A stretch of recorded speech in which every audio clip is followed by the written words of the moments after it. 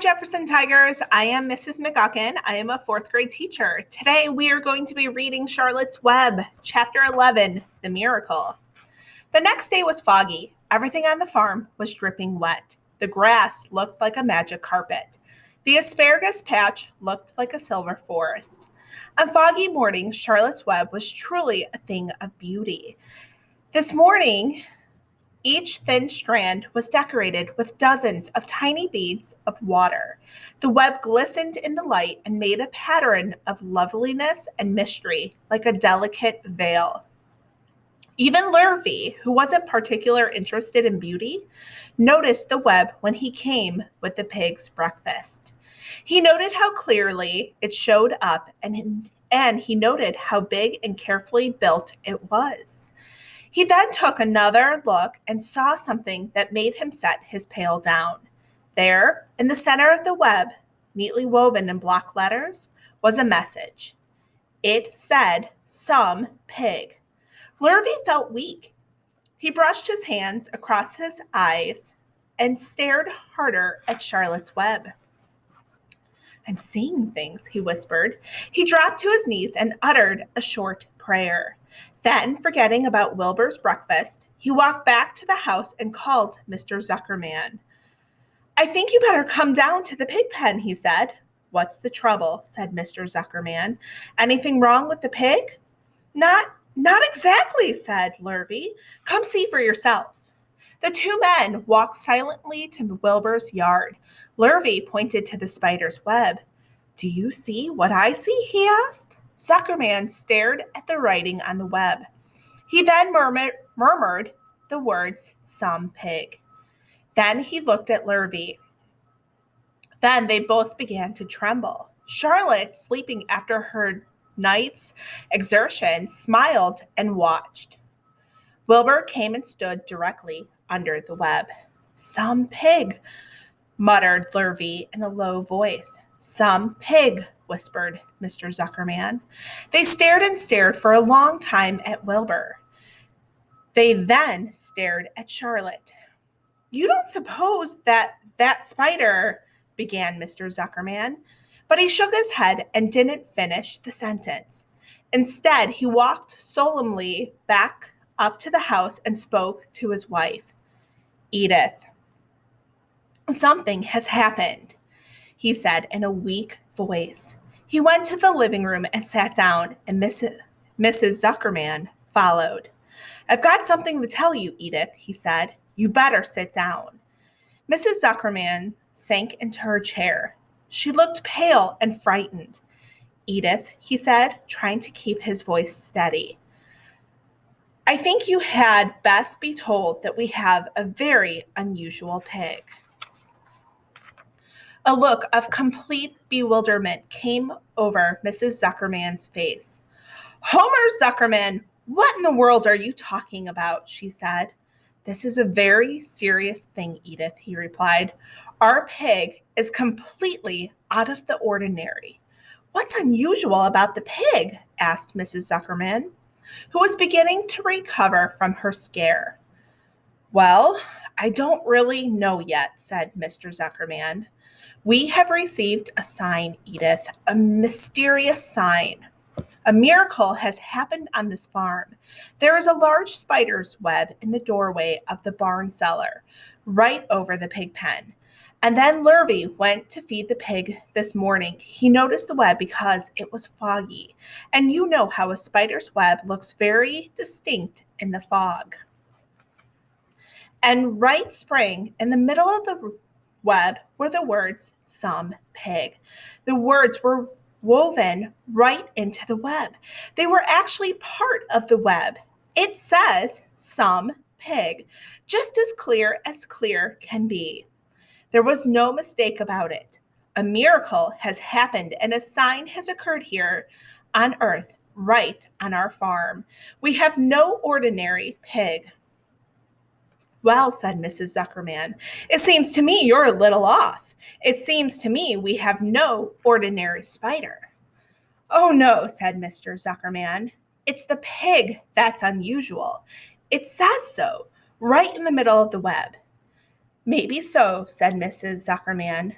Just the same, I intend to have a look at that spider. It's just a common gray spider, said Zuckerman. They got up and together they walked down to Wilbur's yard. You see, Edith, it's just a common gray spider.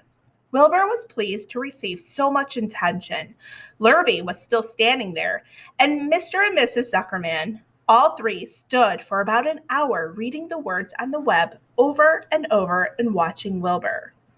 Charlotte was delighted with the way her trick was working. She sat without moving a muscle and listened to the conversation of the people. When a small fly blundered into the web just beyond the word pig, Charlotte quickly dropped down, rolled the fly up, and carried it out of the way.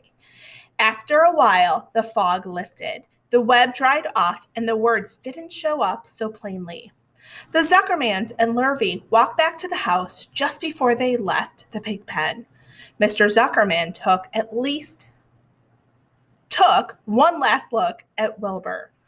You know, he said in an important voice, I thought all along that pig of ours was extra good one. He's a solid pig. That pig is as solid as they come. You notice how solid he is around the shoulders, Lurvy. Sure I do, said Lurvy. I've always noticed that pig. He's quite a pig. He's long and smooth, said Zuckerman. That's right, agreed Lurvy. He's as smooth as they come. He's some pig. When Mr. Zuckerman got back to the house, he took off his work clothes and put on his best suit. He then got into the car and drove to the minister's house. He stayed an hour and explained to the minister a miracle that happened on the farm. So far, said Zuckerman, only 4 people on earth know about this miracle. Myself, my wife Edith, my hired man Lurvy, and you. Don't tell anyone else, said the minister. We don't know what it means yet, but perhaps if I give thought to it, I can explain it in my sermon next Sunday. There can be no doubt that you have the most unusual pig. I intend to speak about it in my sermon and point out the fact that this community has been visited with a wondrous animal. By the way, does the pig have a name? Why, yes, said Zuckerman. My little niece calls him Wilbur. She's a rather queer child, full of notions. She raised the pig on a bottle, and I bought him from her when he was a month old. He shook hands with the minister and left. Secrets are hard to keep. Long before Sunday came, the news spread all over the county. Everyone knew that a sign had appeared in a spider's web on the Zuckerman place. Everyone knew that the Zuckermans had a wondrous pig. People came from miles around to look at Wilbur and read the words of Charlotte's Web. The Zuckerman's driveway was full of cars and trucks from morning till night. Fords and Chevys and Buick Roadmasters and GMC pickups. And Plymouths and Studebakers and Packards and DeSotos with transmissions and Oldsmobiles with rocket engines and Jeep station wagons and Pontiacs. The news of the wonderful pig spread clear up into the hills. The farmers came rattling down in buggies and buckboards to stand hours after hour at Wilbur's admiring and miraculous animal. All they had never seen such a pig before in their lives.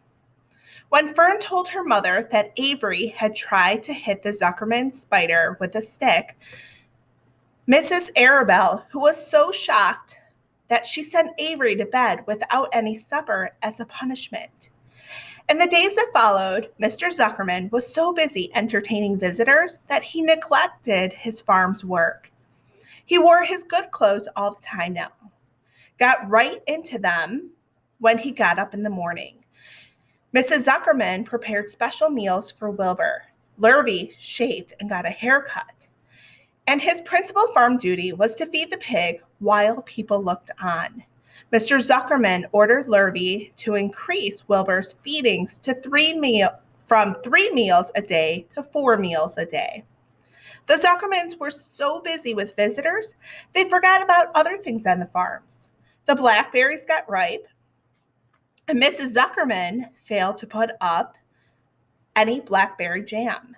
The corn needed hoeing, and Lurvy didn't find time to hoe it.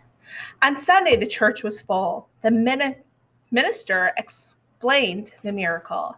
He said that the words on the spider's web proved that human beings must always be on the watch for the comings of wonders. All in all, the Zuckerman's pig pen was the center of the attraction. Fern was happy. She felt that Charlotte's trick was working and that Wilbur's life would be saved. But she found that the barn was not nearly as pleasant. Too many people. She liked it better when she could be all alone with her friends, the animals. That concludes chapter 11. I hope you guys enjoyed it.